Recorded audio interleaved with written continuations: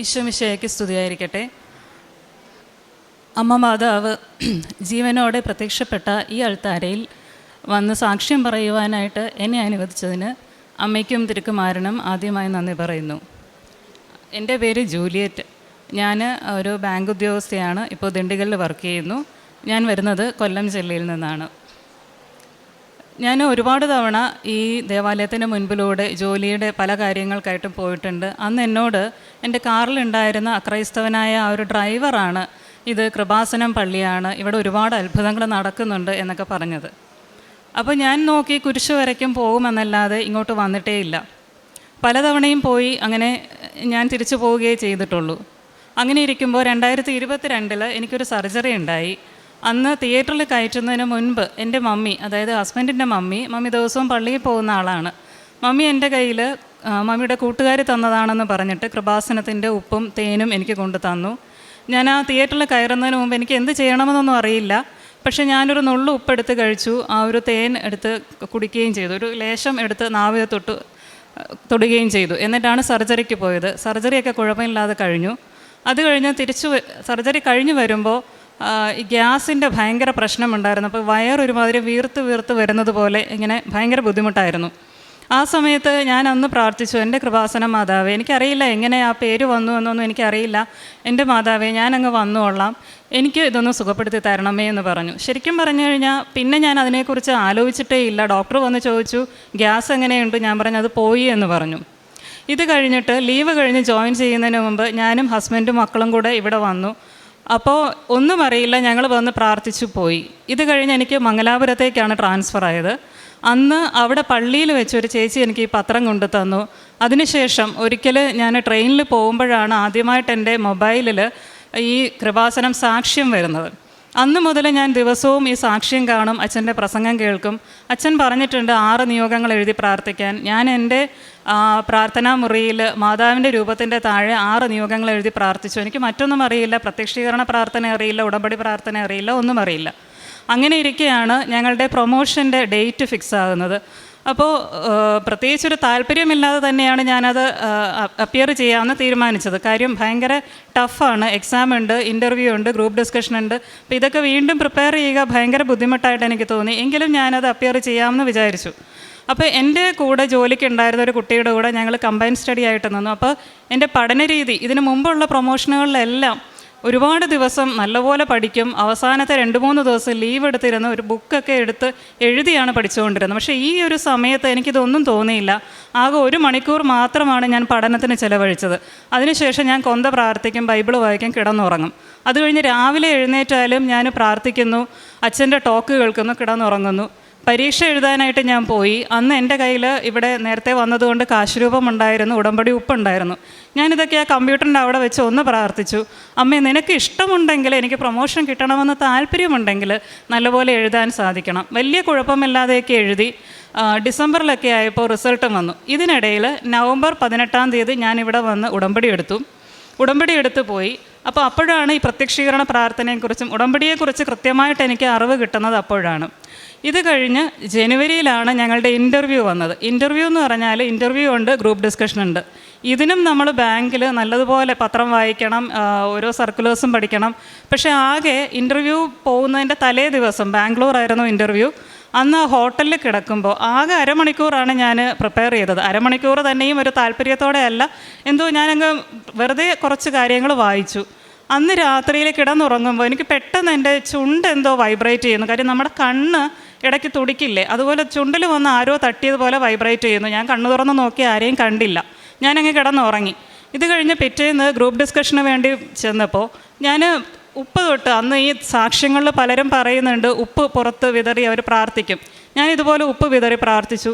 സാധാരണ ഭയങ്കര ടെൻഷനാണ് ഇൻ്റർവ്യൂവും കാര്യങ്ങളും എല്ലാം. പക്ഷേ ഈ ഗ്രൂപ്പ് ഡിസ്കഷൻ വളരെ നന്നായി തന്നെ അറ്റൻഡ് ചെയ്തു. അത് കഴിഞ്ഞ് ഇൻ്റർവ്യൂവിന് പോയപ്പോഴും അതെ, എല്ലാവരും കുത്തിയിരുന്ന് പഠിക്കുന്നുണ്ട്. പക്ഷേ എനിക്ക് പ്രത്യേകിച്ചൊന്നും പഠിക്കാൻ തോന്നുന്നില്ല. എൻ്റെ ഇൻ്റർവ്യൂവിന് പോകുന്നതിന് മുമ്പ് ഞാൻ ആ ഹാളിൻ്റെ മുമ്പിൽ ഉപ്പ് അവിടെ വിതറിയിട്ട് ഞാൻ പ്രാർത്ഥിച്ചു, എൻ്റെ മാതാവേ ഞാൻ എന്തെങ്കിലും പറയുന്നെങ്കിൽ അത് കറക്റ്റായിട്ടുള്ള കാര്യങ്ങളായിരിക്കണമേ. പക്ഷേ എൻ്റെ ഇൻ്റർവ്യൂവിന് പ്രത്യേകിച്ച് ഒന്നും ചോദിച്ചില്ല. എങ്ങനെയുണ്ട് ജോലി, സുഖമാണോ, മക്കളൊക്കെ എന്ത് ചെയ്യുന്നു, ഇങ്ങനെയുള്ള പ്രധാന കാര്യങ്ങളല്ലാതെ ഒന്നും ചോദിച്ചില്ല. ഇതെല്ലാം കഴിഞ്ഞിട്ട് ഞാൻ ശരിക്കും പറഞ്ഞു കഴിഞ്ഞിരുന്നാൽ കൃത്യമായിട്ട് പിന്നെ പ്രാർത്ഥനയിൽ തന്നെ തുടർന്നു. ഏപ്രിൽ 1-ാം തീയതി ഞങ്ങളുടെ റിസൾട്ട് വന്നു. അതായത് മംഗലാപുരം സർക്കിളിൽ 5 പേരാണ് ആ സമയത്ത് പ്രൊമോഷനായത്. അതിലൊരാൾ ഞാനായിരുന്നു. അമ്മയ്ക്ക് ഞാൻ നന്ദി അർപ്പിക്കുന്നു. അതുപോലെ തന്നെ മറ്റൊരു കാര്യം, ഞങ്ങളുടെ ഈ ബാങ്കിൻ്റേതായിട്ടുള്ള റിവ്യൂകളൊക്കെ നടക്കാറുണ്ട്. പല ആളുകൾക്കും അത് അറിയാം, പക്ഷേ വളരെ ടെൻഷൻ പിടിച്ച ഒരു സംഭവമാണിത്. ആ സമയത്ത് ഞങ്ങളുടെ മാനേജിങ് ഡയറക്ടർ MD-യുടെ ഒരു റിവ്യൂ ഉണ്ടായിരുന്നു.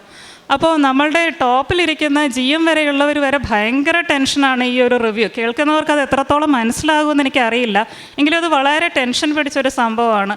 അന്നപ്പോൾ ഞാൻ എന്ത് ചെയ്തു എന്ന് പറഞ്ഞാൽ, രാവിലെ തന്നെ ആ ഹാളിന് മുമ്പിലും ഈ ഉപ്പ് വിതറി പ്രാർത്ഥിച്ചു.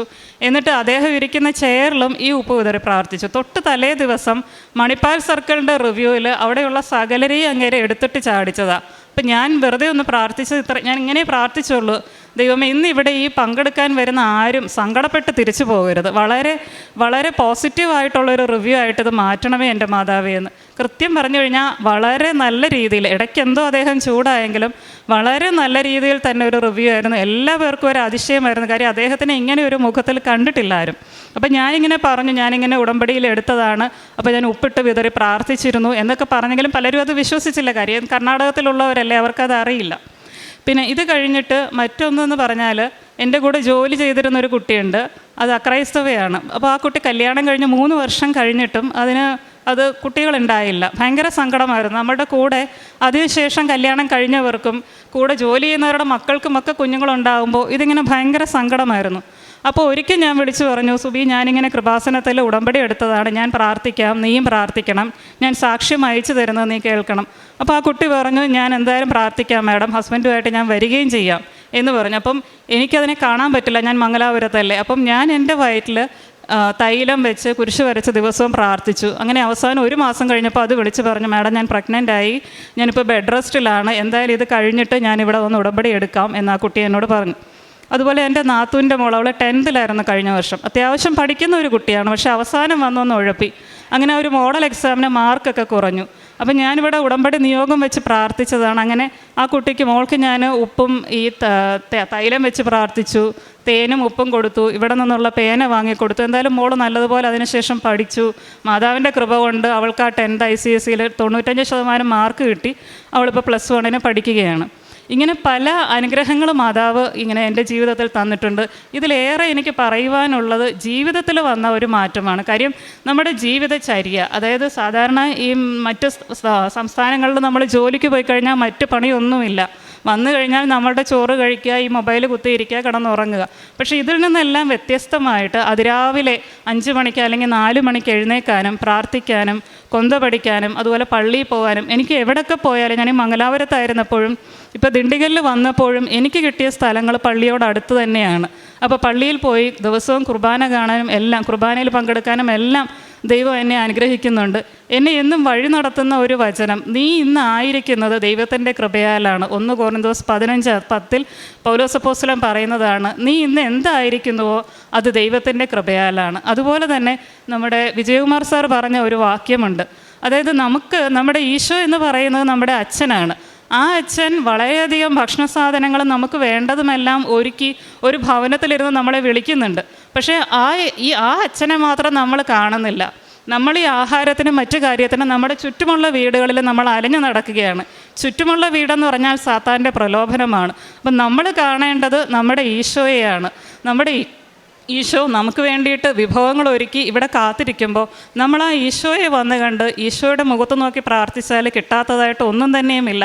നിസ്സാരം എന്ന് കരുതുന്നത് പോലും നമുക്ക് പെട്ടെന്ന് തന്നെ കിട്ടിപ്പോവുകയാണ്. പക്ഷെ ശരിക്കും കൃപാസനത്തിൽ വന്നതിന് ശേഷമാണ് നമുക്ക് നമ്മളുടെ കൃപാസനം പത്രം മറ്റുള്ളവർക്ക് കൊടുത്ത് ഈശോയെ കൂടുതൽ അറിയിക്കാനായിട്ട് നമുക്ക് സാധിക്കുന്നുണ്ട്. ഇങ്ങനെ കൃപാസനം പത്രം കൊടുക്കാൻ ഓരോ വീടുകളിൽ ചെല്ലുമ്പോഴാണ്, ഈവൻ ക്രിസ്തീയ വീടുകളിൽ ചെല്ലുമ്പോഴാണ് ഇനിയും ഒരുപാട് പേര് ഇവിടെ വരാനുണ്ട്. അപ്പോൾ നമ്മുടെ പ്രവർത്തനം അത്ര പോരാ എന്നൊരു ചിന്ത എനിക്ക് വരുന്നത്. നമ്മൾ ഊർജ്ജസ്വലമായിട്ട് ആശുപത്രികളിലും നമ്മുടെ വീടുകളിലും എല്ലാം നടന്ന്, പള്ളികളിലാണെങ്കിൽ പോലും കൃപാസനത്തിൽ വരാത്ത ഒരുപാട് ആളുകളുണ്ട്. ഇത്രയും വലിയ ഒരു സ്ഥലം നമുക്കിവിടെ ഉണ്ടായിട്ട്, മാതാവ് ജീവനോടെ പ്രത്യക്ഷപ്പെട്ട ഇത്രയും വലിയൊരു സങ്കേതം, നമ്മുടെ എന്തും കേൾക്കുന്ന ഒരമ്മ ഇവിടെ ഉണ്ടായിട്ട് ഇനിയും അനേകായിരങ്ങൾ ഇവിടെ വരാനുണ്ട് എന്ന് പറഞ്ഞാൽ നമ്മൾ ഈ വന്ന് അനുഗ്രഹം കിട്ടിയ നമ്മളുടെ പ്രവർത്തനം പോരാ എന്ന് തന്നെയാണ് എനിക്ക് തോന്നുന്നത്. അതുപോലെ തന്നെ കാരുണ്യ പ്രവൃത്തികൾ, ഇത്രയും നാളും ഞാൻ ആരെങ്കിലും നമ്മളുടെ അടുത്ത് വന്നാൽ അവർക്ക് സഹായിക്കും. പക്ഷെ അങ്ങോട്ട് പോയി കൊടുക്കുന്ന കാര്യം ചിന്തിക്കാൻ പോലും പറ്റുന്നുണ്ടായിരുന്നില്ല. ഇപ്പോഴും ആശുപത്രികളിലും അതുപോലെ തന്നെ പള്ളിയിൽ പോകുമ്പോൾ രാവിലെ ഭക്ഷണം ഉണ്ടാക്കിക്കൊണ്ട് കൊടുക്കാനും ഈ അനാഥാലയത്തിൽ ശരിക്കും ഈ ഈസ്റ്ററിന് ഞാൻ മംഗലാപുരത്ത് സിസ്റ്റേഴ്സ് നടത്തുന്ന ഒരമ്മമാരുടെ സ്ഥലത്തായിരുന്നു. വളരെ സന്തോഷമായിരുന്നു. അവർക്ക് കുറച്ച് നേരം അവരുടെ കൂടെ ചിലവഴിച്ചു. അവർക്ക് വേണ്ടിയിട്ട് കൊടുക്കാൻ പറ്റി. നമ്മുടെ ഭാഷ അവർക്ക് മനസ്സിലാവില്ല, പക്ഷെ നമ്മൾ ചിരിച്ച് അവരെ ഒന്ന് കെട്ടിപ്പിടിച്ചാൽ അവർക്കുണ്ടാകുന്നൊരു സന്തോഷം വളരെ വലുതാണ്. ഇങ്ങനെയുള്ള കാരുണ്യ പ്രവൃത്തികൾ ചെയ്യാൻ സാധിക്കുന്നത് ഇതെല്ലാം ഇവിടെ വന്നതിൻ്റെ ഫലം തന്നെയാണ്. എവിടെയൊക്കെ നമ്മൾ ധ്യാനം കൂടാനും അതുപോലെ ധ്യാനത്തിലായിരിക്കാനൊക്കെ പോയാലും അവിടെയെല്ലാം ഒരു ഹ്രസ്വകാലം, ഏറിപ്പോയാൽ ഒരു 6 മാസം നമ്മൾ ഇതിൽ നിൽക്കും. പക്ഷേ ഇവിടെ നമ്മളെ കൊണ്ടെത്തിക്കുന്നത് നിത്യതയിലേക്കാണ്. നിത്യതയിലേക്ക് വിരൽ ചൂണ്ടുന്ന ആ മാതാവിൻ്റെ സന്നിധിയിലാണ് നമ്മൾ നിൽക്കുന്നത്. മാതാവിലൂടെ നമുക്ക് ഈശോയിലേക്ക് പോകാനുള്ള ഏറ്റവും വലിയൊരു അത്താണിയാണ് ഈ കേന്ദ്രം. എനിക്ക് എൻ്റെ ജീവിതത്തിൽ എല്ലാവിധമായ, അതുപോലെ തന്നെ എനിക്ക് ട്രാൻസ്ഫർ ശരിക്കും ഞാൻ കൊല്ലത്തേക്കാണ് പ്രതീക്ഷിച്ചതെങ്കിൽ എനിക്ക് ദിണ്ടിഗലാണ് കിട്ടിയത്. ആദ്യം എനിക്ക് വിഷമം വന്നു, പക്ഷേ പിന്നെ എനിക്ക് മനസ്സിലായി. കാര്യം കുട്ടികളിപ്പോൾ 10th ഞാൻ വീട്ടിൽ പോയാലും ബാങ്കിൽ നിന്ന് ജോലി കഴിഞ്ഞ് വരിക 9 മണിയാകും. പ്രത്യേകിച്ച് അവരെ എനിക്ക് നോക്കാനൊന്നുമില്ല. പക്ഷേ ഇന്ന് എനിക്ക് അവർക്ക് വേണ്ടി പ്രാർത്ഥിക്കാനും കൂടുതലായിട്ട് എൻ്റെ കുട്ടികളെ പറഞ്ഞ് മനസ്സിലാക്കി കൊടുക്കുന്നത്, എന്നേക്കാൾ നിങ്ങളെ നോക്കുന്ന നിങ്ങളുടെ അമ്മ നിങ്ങളുടെ കൂടെയുണ്ട്. നിങ്ങൾ എന്തെങ്കിലും ബുദ്ധിമുട്ടുകൾ നിങ്ങൾക്ക് വന്നാൽ നിങ്ങൾ മനസ്സിൽ പെട്ടെന്ന് വിശ്വാസപ്രമാണം വിശ്വാസത്തോടെ ചൊല്ലുക, അമ്മേ എന്ന് വിളിക്കുക. അവർക്കതൊരു വലിയ ബോധ്യം തന്നെയാണ്. മിക്കവാറും എല്ലാ ദിവസവും പ്രത്യക്ഷീകരണ പ്രാർത്ഥനയും രാത്രി ഉടമ്പടി പ്രാർത്ഥനയും ചൊല്ലിയിട്ടാണ് അവർ കിടക്കുന്നത്. ഞാൻ കൊല്ലത്തായിരുന്നെങ്കിൽ ഒരുപക്ഷെ ഇത്രയും ഒന്നും എന്നെക്കൊണ്ട് സാധിക്കില്ലായിരുന്നു.